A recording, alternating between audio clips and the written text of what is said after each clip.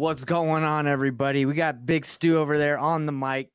What's up, everybody? Lane, Nathan, Stewart's on the phone. What's going on, guys? Yo, Stewart's got a hot deal on the table right now. We're trying to get sold, and it just came in as we were going live right now. So we'll let him handle that. Yeah, Lane, I'll text you the code right now. My man is doing deals. We're Guys, going live, but deals are getting done, and that's why we're here, guys. We're going to be talking about today of how to do virtual wholesaling real estate. Okay, so if you've been like, what the heck is virtual wholesaling real estate, and how do you freaking do it? Well, there's no one better to do it than we got Stewart, Nathan Valley, Lane. Stewart's in California, Lane's in Arizona, Nathan's in Connecticut. I'm in Salt Lake City, Utah. We do this virtual thing. We do it virtually. We wholesale virtually. So let's get right into it. Let's answer the question. We got Stewart, who's an awesome acquisition guy. He's going to tell us about his experience wholesaling virtually. Then we're going to make some calls. So before we dive in, let's all introduce ourselves so you know who you're listening to. My name's Nathan Payne. I've been in the business for about 7 years, done hundreds of deals. And yeah, that's a little bit about me. Nathan Valley. Yeah, guys, my name is Nathan Valley. I've done a bunch of deals, bunch of different states. I'm known for locking up over 100 contracts in a single year. Known for, some of you might have seen a 30-day challenge I did a little while ago. So I picked a totally brand new market, no contacts, no resources, nothing, and did a $20,000 deal in 30 days without spending any money on marketing and only doing it 2 to 3 hours a day, Monday through Friday. So it's a little bit about me. Well, that's not totally true, Nathan. Your resource that you have is your charm. You have that. Thank you. My name's Lane Peterson. I've been doing this business for 15 years. I've bought and sold thousands of properties, fixed and flipped thousands of property. I have switched over to the virtual model about 5 years ago, do hundreds of wholesale deals a year. And we brought on Stewart today. Stu has been working for me this past year. He's amazing. He's got his own story on how he got into this, and it's all 100% virtual. He lives in California. I live in Arizona, but we work for the same company. Yeah. I've been doing wholesale for about 3.5 years now. I was always doing telemarketing, doing like phone sales for about 15 years. And then had a buddy of mine that had a wholesale company, pulled me from the other spot, brought me over there. And then just recently I kind of just, ventured off and working with Lane now. I think the first full 2 years, just over $1 million in assignment fees. Love it. There. Better slow down. You better slow down. And it was all virtual. Virtual.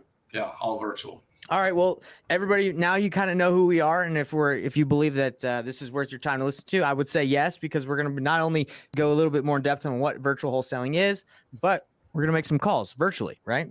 Call people. They're not here with us right now, but we're going to try and get some people on the phone. So first of all, what is virtual wholesaling? Lane, tell us in your opinion, what is virtual wholesaling? You are buying and selling homes over the phone. Do you ever have to go see the property, Lane? I have bought, I think in the last year, we have bought over 300 properties, and I have not seen a single one of them. That should blow a lot of people's minds, I'm assuming, because if I heard that, like, how are you doing that without seeing the property? So now that's a question that's probably on everybody's mind, that you just did 300 deals plus and didn't see any of them. Stewart, kind of give us the process. Tell us what you do in your role when you do acquisitions. Like, how are you doing this virtually? How's that even possible? So virtually, you get a lot of people that ask, so when do you want to come see the property? And for me, it all starts just kind of building a personal relationship with these people over the phone, especially with inbound marketing. It's not outbound. So you got to remember, at the end of the day, they're reaching out to us for a reason. There's something going on in their life that created that. So for me, what's worked well is kind of just getting to the bottom of that first before I even worry about the home. Beautiful. Because once you have that, then then you can work on figuring out what you need to buy the house for. But virtually, you need to understand markets, and it's trial and error. Like, I'm still learning with some of the range of the marketing that we're doing. It's even a bigger scale from what I'm used to. Wow. So a lot of these neighborhoods, everything varies. It's so different, right? Yeah, it's hard to know. Street by street sometimes. Yeah. Especially in some of those podunk country towns, you're like, I have no idea. Yeah. And now that we're getting into more like working with Lane, opening up the toolbox of, a lot more creative, which I'm still learning that, because from where I came from was 100% all wholesale. Right.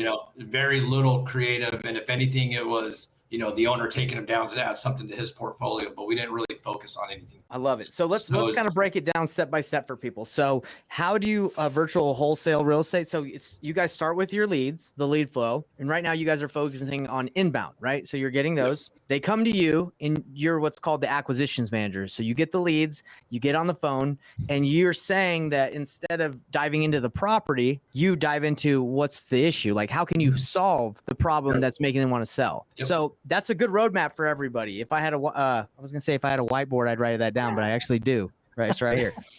But yeah, so step 1, leads. 2, get on the phone and build that relationship. Yep. What's next, Stuart? So after you kind of have that relationship built and you've like pinpointed their motivation, then I start to focus on the home and the area. And for people just getting started, it's hard to like have the conversation and run your comps and do your numbers all at the same time. It's kind of like I've gotten good to where I have selective listening. So I'm just asking them open-ended questions so they can just talk while I'm doing my research on the neighborhood. If it's a smaller neighborhood, seeing if what the best exit strategy is going to be, so I can determine where we're going to go with an offer. And it really just comes down to that. Yeah, the big part of that is the big part of that is like what Stu is really good at, and what we really drive in is listening. Right, you're listening because as you're trying to figure out like what you can offer, but you're listening on what the actual solution is. What is the best solution? Is it a cash offer? Is it creative finance? Is it just putting it on the market, going the novation route? Because there's not only one tool in your tool belt, right? You got to have multiple tools in your tool belt to help these sellers. And that's the thing is like, like when you search for something, you go to, I know I do. I look 2 or 3 different companies, put in, a couple of inquiries. People are the same way. And it's doing exactly the opposite of what most people do. And it's just like, people just get them on the phone and they start asking, what's the age of the roof? What's the age of the air conditioner? Like, just all the simple random questions, but like, bro, none of that matters. I rarely ask. I usually don't even ask those questions until I got the contract. Stu, I'm right there with you. When I do deals, sometimes I'll get it under contract and I'll just be like, wait, I forgot to ask you about the house. And when Dispo starts asking questions, they're like, hey, what's the age of the roof? How long is this? I'm like, I don't even know. Exactly. Dispo usually gets mad. They're like, dude, you didn't get that info? I'm like, bro, I got it done. I've solved the problem. I got the contract. It's deep enough discounted. Just get the thing sold. Let's get the next one. But yeah, so there's a lot of people out there that's all they focus on is just those questions. And it's just the robotic and when you could figure out how to get away from that and have just regular conversations with people, they feel more comfortable talking about, their divorce or they're going to lose the house or these things. And it's just, then the condition of the home really just kind of just takes them back. Right. Goes to kind of the back burner. So you're building that rapport, you're finding the motivation first, and then you kind of dive into condition if necessary. Now, if they ask too much, and if they start asking too much, then you just kind of, hey, well, you told me you're about to lose the house next week. Your options are limited. You really can't have retail for the home. You got to be a little more realistic. Right. No, that's all really good info. Let's Nate, do you have something you want to say? Yeah, I was gonna say one thing. The only deal I did locally was literally my very first deal. Everything's been virtual in markets, mostly that I did probably 50 plus deals before I even visited, the area. So everything's been virtual. Now, the big difference is probably 80% of what I was working with was outbound only. So prospecting. So a little bit tougher for sure. When if you want to sell your house, tell me why. Yeah. And sometimes, with that question, well, hey, why don't you come see it? They tend to give a lot of pushback. One thing I will say, guys, just keep in mind with wholesaling, specifically with wholesaling, which is what, everyone watching here is doing. We are not purchasing the home. We don't need to go see the home. The person that's going to be buying it, that's the person that's most likely going to be the only one that really needs to see it. Right. So we don't need to be local. It's probably going to be helpful if they are, but that's their choice. It's right. And that's a question I get asked a lot, right? People are like, well, how are you going to buy my house without seeing it? How are you going to know what it's worth? And I tell people, I said, look, I've been doing this long enough. I said, with the right questions and the most accurate answers on your end as the seller, I can give you our as-is value, right? And then that kind of gets followed up. Well, I've done this before and I was just in contract with another company. They came back to me and, needed a reduction. And I tell people, well, I might too, if you're not completely honest with me about the condition of the home. So, if you want to not tell me about the giant water stain on the ceiling and when I come and see it, then we're going to need to change it. Yeah, if you And tell me it's red and I go there and it's purple, we're gonna have problems. yeah, and then He people hates are like, purple. oh, well, there is this one thing, and then there is, the back of the house is kind of falling off the edge of the cliff. I forgot to tell you about that in the beginning. And You know what's like, interesting is I'm selling my house right now. It's sold and it's closing at the end of the month. And I've rehabbed it. It's like a nice house I live in. And there's still things, that I'm finding out like when the inspection comes through. So someone that's calling, there's something going on with the house. Now, they don't live in like a brand new rehab house Yeah, most of the time. And even if it is brand new rehab, like I said, there's always Yeah, something in a house if it's older than like 5 years old. yeah. So and I'm very like, for me, like, I'm very blunt, like with sellers, very just an open book. And I tell them that in the very beginning. I'm an open book, sorry if I'm a little harsh around the edges, and it gains respect. And then it allows them to feel more comfortable, like they're not just talking to like some salesman or some agent or something like that. So I got a quick question for you, Stuart. Do you feel like exactly what the costs of all these like a roof and water heater and all these things? Do you know all that stuff, or you're like, Absolutely hey, not. okay. I do simple, like a 20 to $50 range per square foot, just kind of based off of what they say. And that's, It's important. That's important for you guys that are watching this to hear. Yeah. You are not rehabbers. You are looking to work with people and help them through their problems and find a solution that will meet their needs and make it a win-win. Care about these people. And Stuart, I can tell when you talk to sellers, and as Lane's told me, like you care, right? You're trying to find the best solution for them. And that's what matters. That's what this job really is. It's sales, marketing, and don't think you need to master what a roof costs. Yeah, and that's one thing that you need to know when we're doing this, right? We're deal finders. We're not deal manufacturers. So when you're talking to somebody and you can realize on the first phone call, like, hey, we're not the solution for you. So, get to the point and be like, this is where we're at. This is what we can offer. Here's a couple options. And if that doesn't work, best of luck. I wish Get on to the next one. Get on to the next one. My very last call before you called me about that, because that's exactly how that went. You know what? Yeah, don't sit there and try and do callbacks for 2-3 weeks, and try and manufacture a deal on this. Right. Something that's not going to happen. Move on to the next. Try and find somebody that actually can use your service and find a deal. Don't try and manufacture a deal. So this is interesting, right? Because we're live right now, so I'm live on TikTok, and there's some guy in there that's like, "Hey, you guys are take people's properties or whatever," right? He's like, "Hey, how many people have you had to evict?" And it's like it's interesting because that's if some people come in here and they see that, they're like, they think that's what we're doing. That's like the exact opposite. You can't make someone sell you their house, period. At all, especially at a discount. Like it just doesn't happen. One thing I'll say is I actually, whoever made the comment, I don't blame you for thinking that. And I'll explain why. Because there's a lot of people in this industry, and just like with any industry, right? It's like car salesmen. I do not think that about all car salesmen. But it's like sometimes there's always a cookie in the bunch. And unfortunately with wholesaling, there's a lot of people that don't go about the business the right way, the ethical way. And it is a problem. And I do think it's good to shed a light on it. One thing, and that's what I love about kind of all four of us here is, and that's exactly what we're talking about, is we are not here for every single seller, right?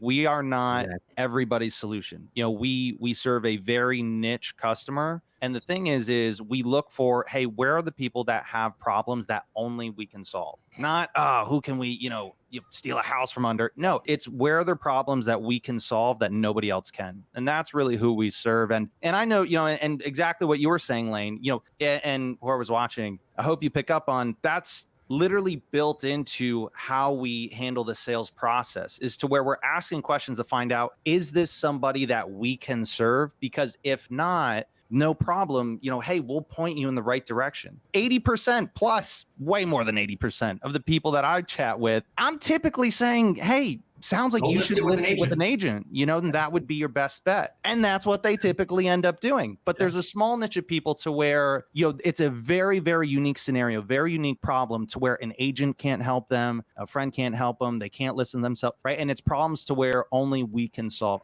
Perfect example, that the house we made the most amount of money on this year that we did a little while ago, the house we made the most amount of money on, the seller, she texted me, I think it was like 2 weeks later, and sent me a screenshot of her vision board thanking us for helping her through that situation and completing, like, this was part of her dream on her vision board for the year. That is what we do. So I hope that kind of you know my answer to like this guy in the chat. You know, you're just taking advantage of people and just making money. Like my buddy that I used to work with, right, when I first got into this business, he used to have a saying. He's like, do you think like, because people would always tell him the same thing, like, how don't you like feel bad for taking advantage of people or making the money? And he'd be like, do you think Chase is going to feel bad when they come and foreclose on the old lady's house tomorrow? Or do you think Wells Fargo is going to, you know, care about it? Absolutely not. He's like, so at least I'm helping her solve that issue, putting some money in her pocket and not just taking the house from her. Like if she goes a week longer, Chase is just going to come and take it. Yeah, and yeah, exactly, right. Like I've helped so many people that just didn't know what to do in that situation. Yeah. You know, get out of that situation, and we all have, right? So it's the niche, and that's what the thing is. Like on face value, like people don't understand the niche we're serving, but if you guys dive in and listen to these calls we do, you see exactly who we can help and who we get off the phone with immediately. And the person we get off the phone with immediately is, yeah, I want $1 million, and I don't need to sell right now. Like, okay, well, good luck. Then I'm not the right solution for you, right? You have to know. Telling people that. You have to know your value, right? I mean, there's a lot of people out there that give us a bad rap because they are out there trying to take advantage of people in tough situations, right? But I'm in this business because I get such reward out of it by helping people. Plus I can make a living at it. And, you got to know your value. You're there, again, not to take advantage of people, but if the ones that need to go full retail, you're not the solution, or maybe you can go list it. But me as a wholesaler, I have understood my value, and my value, I change lives. I mean, I bring value to people's lives. I mean, I can see the value that we bring because of how we operate our business. For me, there's no better feeling than letting them know all their options. Like, are you sure? There's other options here. You could list it, you could keep it, you could flip it. And they're like, no. I just want this done ASAP. Let's just get it done. And you're like, okay, great. So it's like when you let them make the decision, you give them all their options. There's no better feeling when they pick the one that is best for them, and it works. It's a win-win. It works for both of us. So it's crazy. So I'm just sitting here looking at like our CRM, and I'm looking at the few dozen deals that we have under contract, and I'm just like looking down the list of the ones that are my personal ones, and I'm like thinking that every one of these people have a unique situation that they could not get out of if it wasn't for them reaching out to us. Like every single one of these people have some kind of unique situation that only we were able to solve for them. Well, let's watch Stu do another one right now. Yeah, and I was just to bring it full circle back to the virtual wholesaling, guys, whether it's virtual or not, when you are talking with sellers, that is exactly what you're looking for.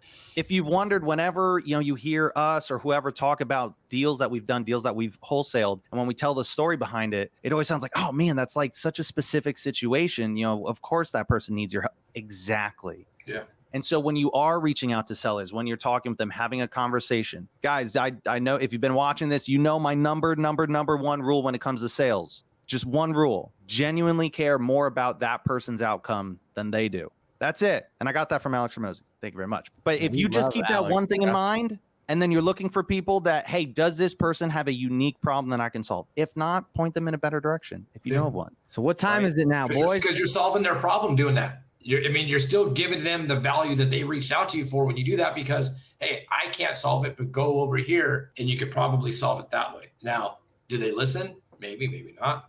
But you gave them the guidance, All right, it's time. Real estate ring time, bro. Take the phone. Let's call Tom. I really enjoy comedy, and like I love jokes, and I'm willing to do a lot for a good joke.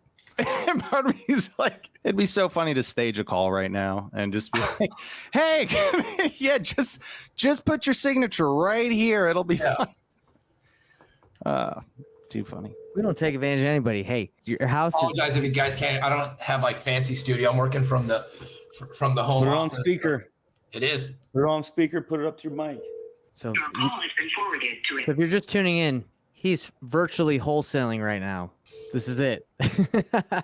Lane said he was going to put a really nice office in my home. He said he was going to hook me up with like fancy speakers and everything. Right after you do another 7 figures in assignment fees. Yeah. He said he'll buy you $100 mic once you make him another $1 million. Your call has been forwarded. No, Tom. And just Lane had the perfect definition of what is virtual wholesaling, right? Selling over the phone. So again, just to reiterate, you can virtually wholesale in your local market, right? It just means you're not necessarily going in person, belly to belly with the sellers and negotiating in person, walking the homes and stuff like that. So you can still pick the market that you live in, right? And say, hey, I just want to operate on a virtual basis, where you're doing everything over the phone. Exactly. If it's over 5 minutes from my house, I'm going to try not go. What's crazy as I was thinking about this when you guys started talking about that, probably closing in on a little over 100 deals. I've never walked one of my own deals, even ones that have been local in Southern California. I've walked more deals for other wholesalers taking pictures when they post like on Instagram, hey, anybody near Ranch Cucamonga, I need somebody, I'll pay you a couple $100. I'm like, done deal. That's it. I'll go grab you some pictures. I've walked more properties that way for other people than I've ever done any property that I've ever got under contract. Amazing. What was the name of that? Is that a real place? Ranch Cucamonga? This man's from New York. He doesn't know. Oh, yeah. Watch the next Friday. That's how Ranch Cucamonga got famous. Like Inland Empire, Southern California. Like I'm like 45 minutes from LA. Oh, nice. Guys, I got a question. For the Gen Xers or the really new, the young bucks, do you think they know what this is? I don't think they've seen one of these phones that I've. Oh, bro, it's a half-eaten pretzel. Come on.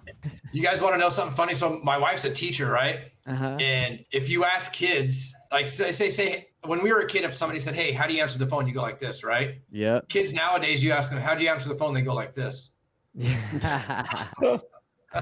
Hey, that's my baby, bro. My baby picks up anything. Yeah. Stu, in the other CRM under our unresponsive that we haven't gotten a hold of yet.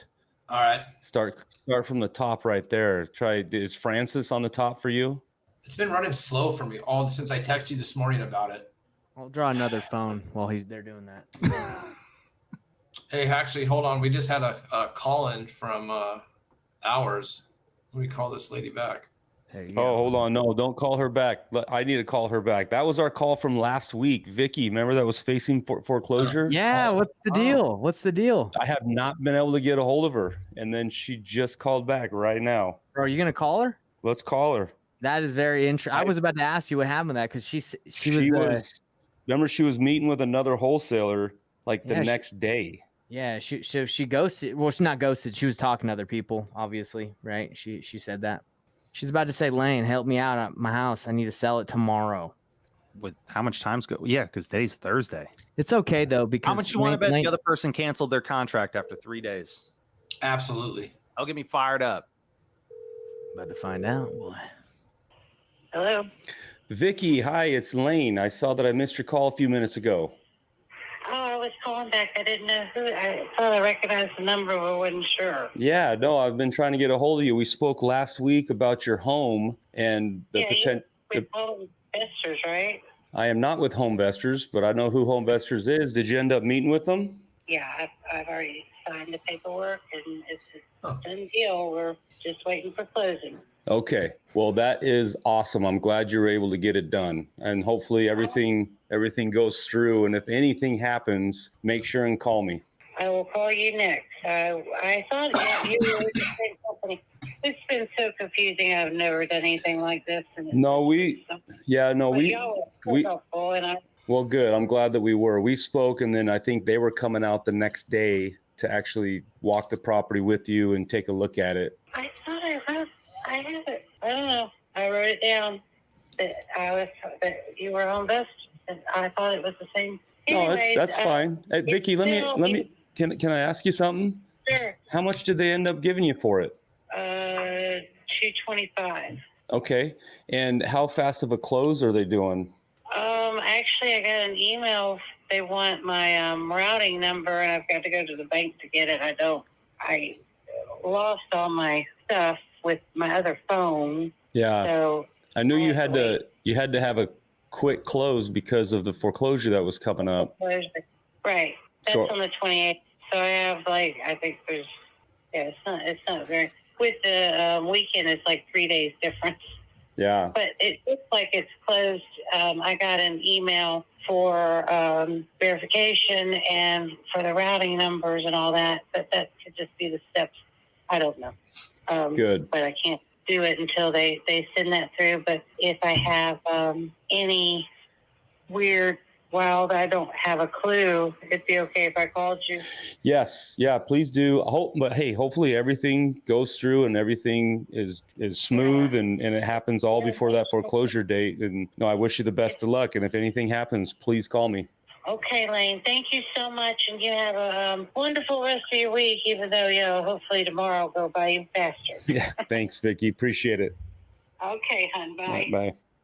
So that's interesting because Friday, I don't think they would have been able to close by now.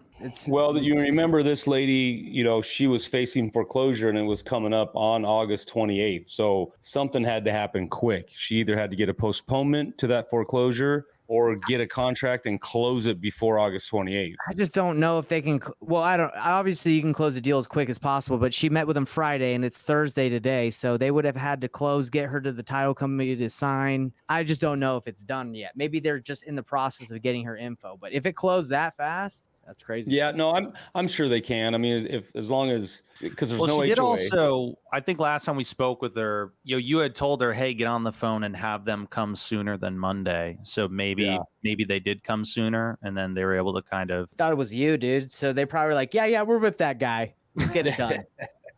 Well, I mean, Homevestors, they're a nationwide franchise. I actually used to own a Homevestors franchise. It's the We Buy Ugly Houses guys. Yeah, they had one here in Arizona. They had to rebrand, bro. They had to rebrand because I don't know. I'm just kidding. I don't know. Hey, they got a good lead, and it looks like they got a decent deal. What'd she say they're paying? $220. $220. Yeah, I mean the home looks like it's probably worth $330. Interesting. Well, there you go, guys. Lane did an awesome call, and I would say that is kind of the pros and cons of going in person. Is sometimes in person you can try, like, maybe get the contract signed one over the phone. It might take a little bit of finesse, 100%. So pros and cons, right? Pros and cons. Yeah, and I would say like one of the just really blatantly clear pros as to why virtual versus because that is going to happen. Sometimes you will lose to the person that's able to go there in person, like no doubt about it. I think, especially even coming from someone that all of my appointments have been virtual over the phone except for one. I would still say in person is more effective, but I could do 20, 30 calls in a day, compared to how many houses can you really, like, 2 or 3 if you're doing a good job. Yeah. Like 4. If you got to think driving, you're going to be spending way more time, most likely. Danger of being on the road. If you're in your office, you're safer. It all depends on your market, right? My backyard market is Phoenix, Arizona, and it is super, super competitive here. You got to spend a lot of money to compete with people for inbound leads when it comes to PPC, Google Ads, Facebook, all that sort of stuff. You're up against some big hitters that are spending hundreds of thousands of dollars a month in advertising, right? And so if you're just starting out and it's super hard to compete with that. So if you're in a market that's not very competitive and you can do your own backyard market, then that's okay, right? That's it. Well, there you go, guys. You got a taste of everything today. You got a taste of the ring. You got a taste of the how to do virtual wholesaling real estate. Stu called, Lane called. I think we're good, guys. Until next time. Sometimes they answer, sometimes they don't. That's just the nature of the beast. And Cookie crumbles. Well, Stuart, I hope to have you back on, man. It was a pleasure having you on here, and it was fun hanging out. All right, guys. Well, contracts. If you guys got nothing else to say, we'll see you next Real Estate Ring next Thursday, next week. Thanks, guys. Hey, everybody. What's up? It's Nathan Payne. And for the first time ever, we just released this insane training bundle that has literally everything that I've learned from doing a combined 4,000 deals in real estate, all from starting with absolutely no previous business background experience or any real estate experience. Plus, there's over $19,000 worth of free gifts that we're throwing in, all for an insanely low price. If you want to get your hands on this, be sure to click the first link on the description below right now.